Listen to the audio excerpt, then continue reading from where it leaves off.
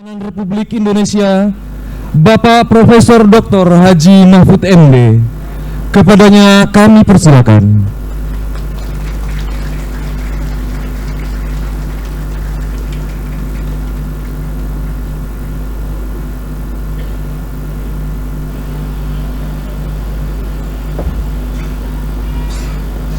Assalamualaikum warahmatullahi wabarakatuh.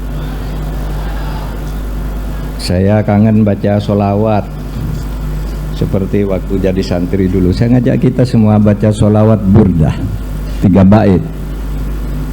Bismillahirrahmanirrahim. Maulaya sholli wa sallim daiman abada ala habibika khairil khalqi kullihim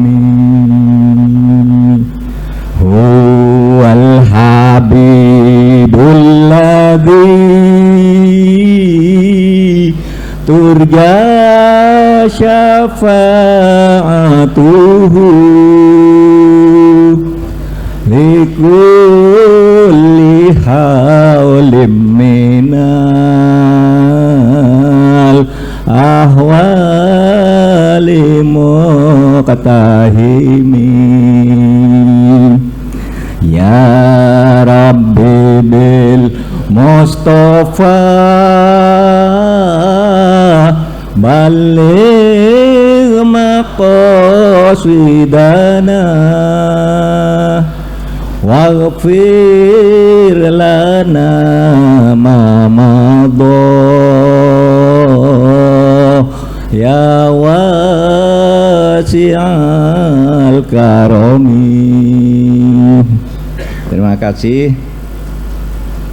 Yang terhormat Kiai Haji Adep Raifuddin Iza, sesepuh atau pengasuh Pondok Pesantren Buntet, kemudian para dewan sepuh di sini Pondok Pesantren Buntet, Kiai Haji Ahmad Mursyidin, Kiai Hasanuddin Kriani, Kiai Haji Amiruddin Abdul Karim, Kiai Haji Tajuddin Zain, Kiai Haji Subhi Mutaat, kemudian ada Dewan Sepuh Pondok Pesantren Buntet, Kiai Aris Nikmatullah Muhammad Ali Fikri, dan tadi Kiai Haji Salman Al-Farisi selaku Ketua Umum Yayasan Lembaga Pendidikan Islam Pondok Pesantren Buntet. Sahabat-sahabat saya dari instansi pemerintah, kantor yang bertetangga dengan saya berdempetan tuh namanya Pak Sandiaga Uno, Menteri Pariwisata dan Ekonomi Kreatif, bertetanggaan. Ini saya kacamatanya dikasih Pak Sandiaga Uno, dianteri Pak katanya, kalau mau ke Buntet pakai kacamata yang bagus ini pakai katanya. Sandiaga Uno.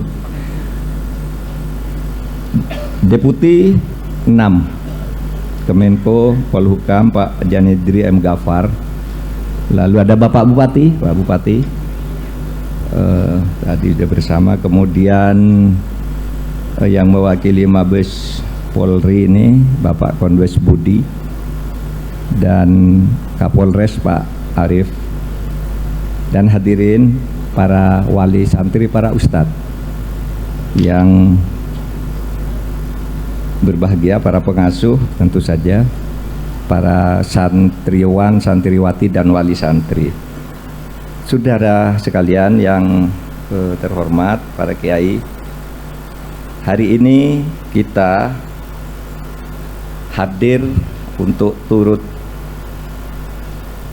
berdoa atas haul almarhumin Haul itu kebalikan dari maulid atau maulud.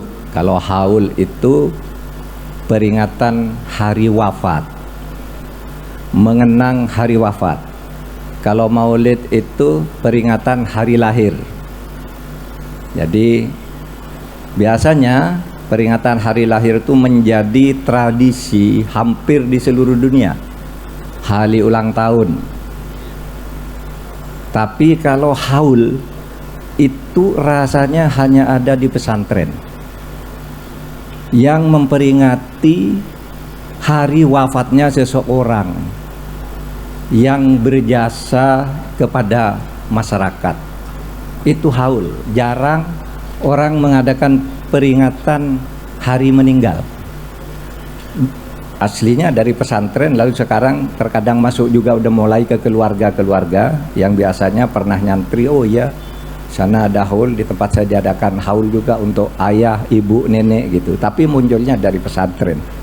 Nah, sekalian, untuk apa? Untuk apa mengadakan haul atau peringatan? Ya tadi seperti yang disampaikan oleh Kiai Adib, untuk mengenang jasa-jasa para pendahulu kita dan mengikuti, melanjutkan jejak perjuangannya. Ini ada dalil tadi sini, ala inna auliya fala ya Allah fala khaufun alaihim walahum yahzanun. Sesungguhnya orang-orang yang menjadi kekasih Allah atau waliullah, maka di dalam hidupnya itu tidak akan pernah khawatir, tidak akan pernah takut ataupun khawatir. Kita lihat ini para kiai tadi yang diperingati hari ini, hari wafatnya, itu dulu perjuangannya luar biasa. Mereka tidak pernah takut, tidak takut kelaparan, tidak takut teror, tidak takut kesusahan, dan tidak khawatir, selalu tenang, sehingga berhasil mendidik kader-kader yang turun-temurun sampai sekarang itu. Itulah sebabnya di dalam Al-Quran juga disebutkan tuh. Di dalam Al-Quran disebutkan, wala taqulu lima yuqtalu fi sabilillah amwat bal ahya walakin la tash'urun. Jangan sekali-kali kamu bilang bahwa orang yang wafat, terbunuh, gugur atau meninggal di dalam perjuangan karena dakwah, karena apa, itu sesudah mati, itu mati. Tidak ada, mereka tidak mati. Bal ahya, meskipun fisiknya mati, mereka hidup bersama kita, jasa-jasanya dan pemikiran-pemikirannya. Itulah sebabnya Pondok Pesantren Buntet itu sudah 6 generasi, dari kiai yang pertamanya sampai yang sekarang ini, itu selalu bersama kita. Meskipun sudah wafat, rasanya masih memberi ajaran-ajaran, bimbingan kepada kita.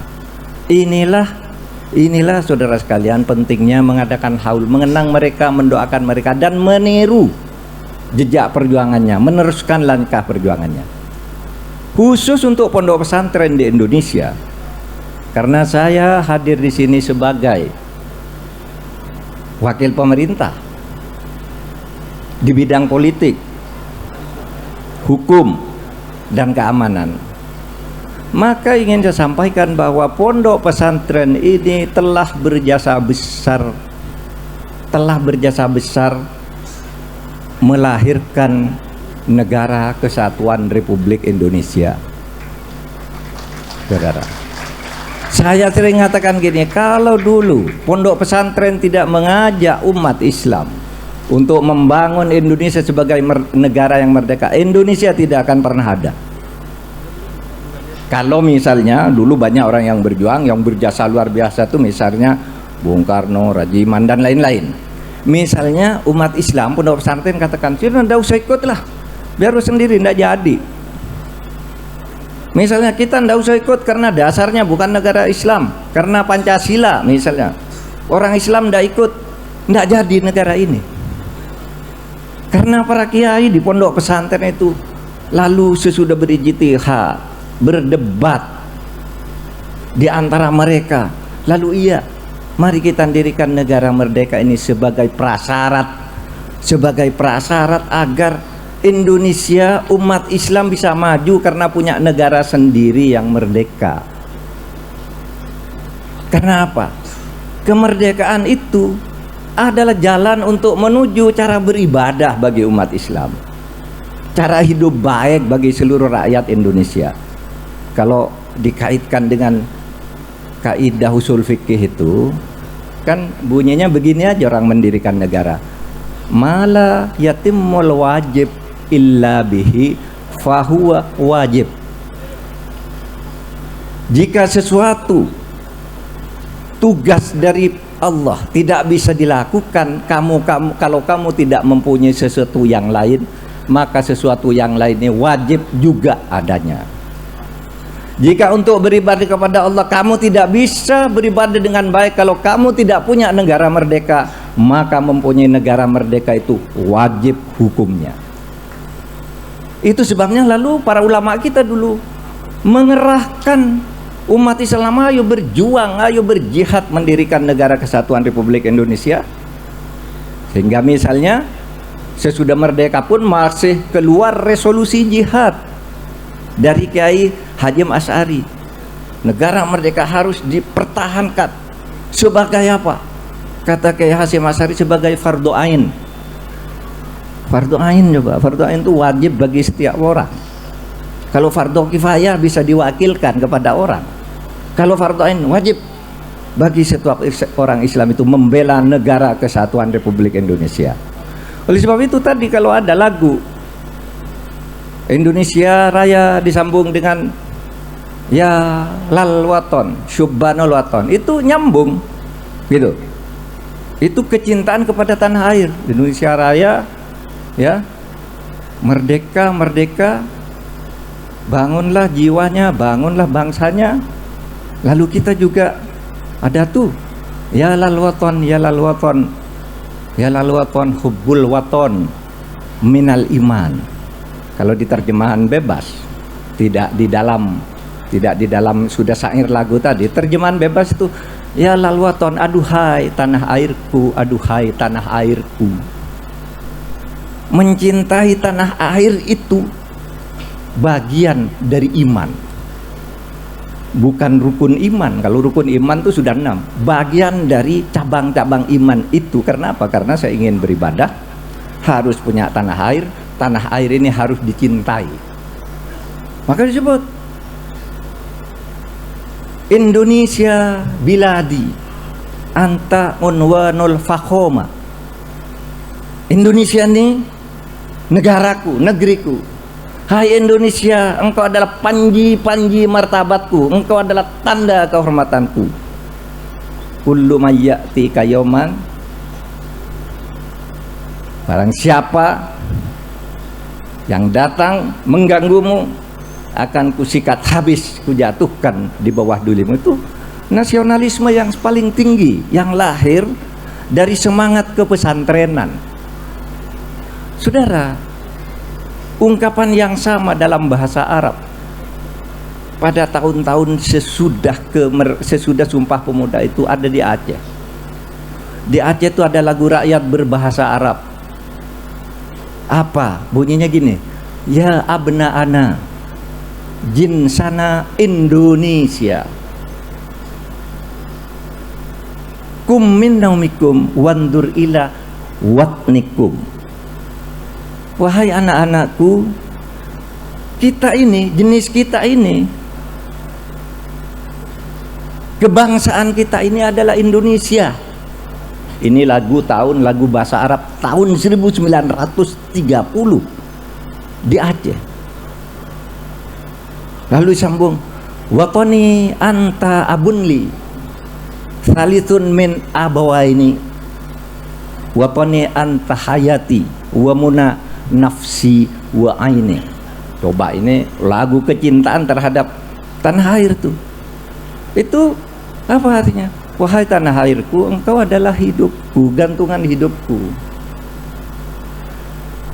Engkau adalah ayah yang ketiga sesudah ayah ibuku, atau orang yang ketiga sesudah ayah dan ibuku.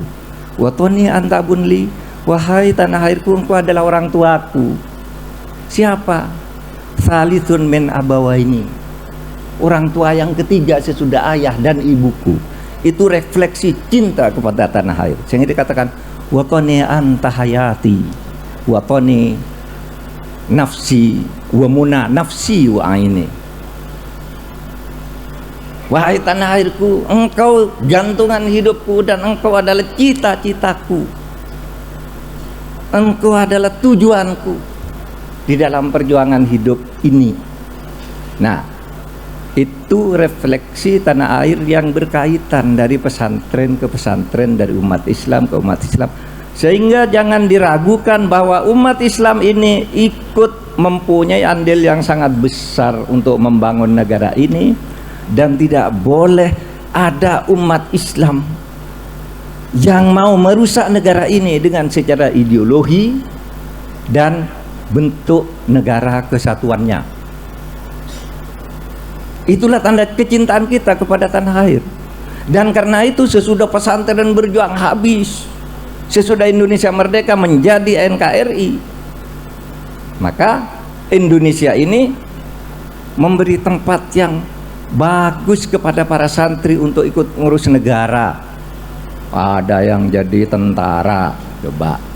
Ada yang jadi polisi, guru, hakim, dokter, menteri.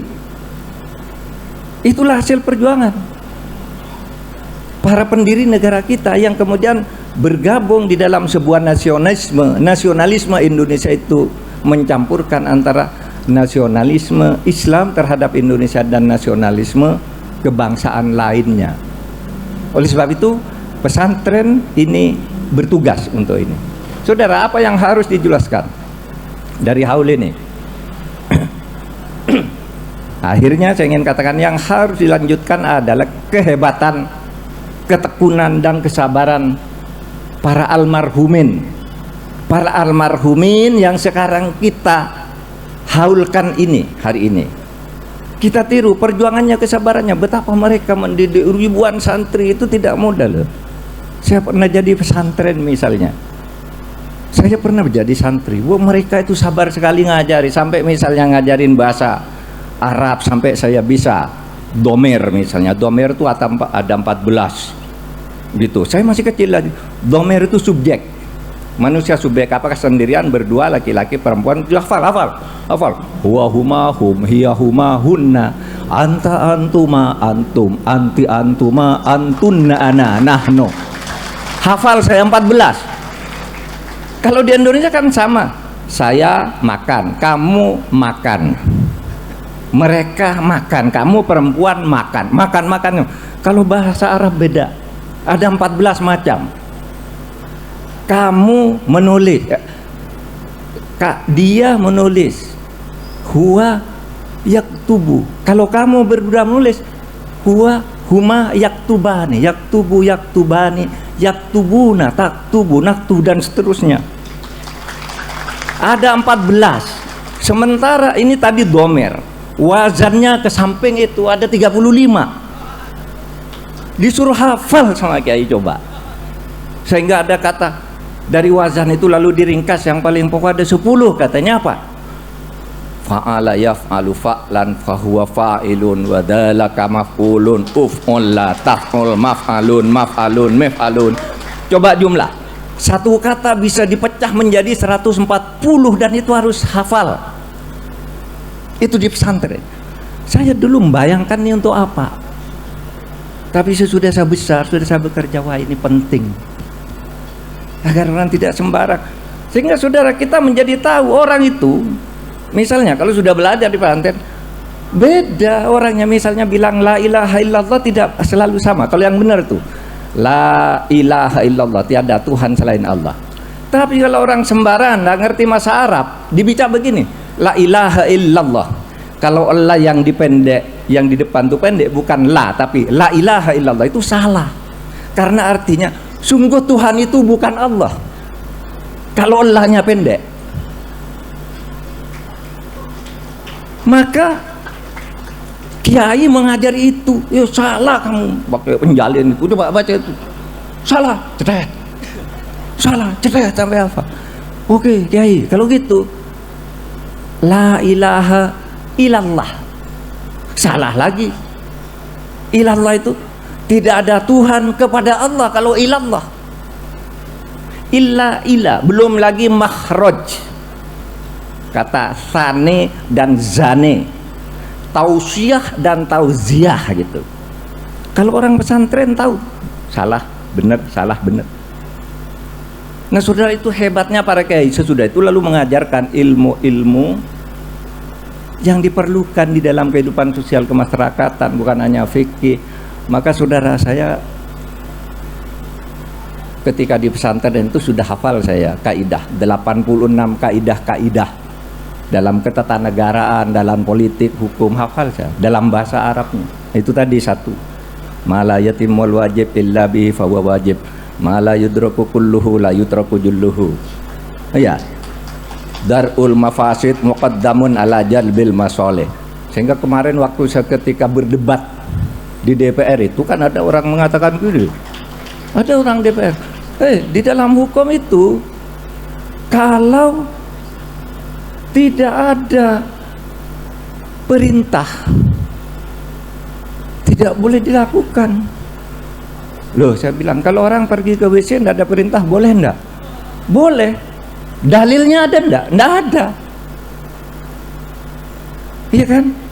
Lalu di dalam hukum umum itu dalilnya, saya bilang dalilnya kalau dalam hukum umum itu nolom delictum nola puna sine previa lege ponali. Tidak ada orang boleh dilarang melakukan sesuatu, tidak ada orang dihukum karena melakukan sesuatu kalau tidak ada aturan yang melarang lebih dulu. Lah, kalau di dalam Al-Quran, di dalam ilmu itu namanya asas legalitas. Dalam Al-Quran sudah ada wa ma kunna mu'adzibina hatta nab'atsa rasula. Nggak bisa orang itu dihukum sebelum sampai risalah ajaran kerasulan itu, nggak boleh. Kalau dalam kaidah ushul fikihnya, misalnya dikatakan al aslu fil amri as-sahha hatta yaquma dalilun.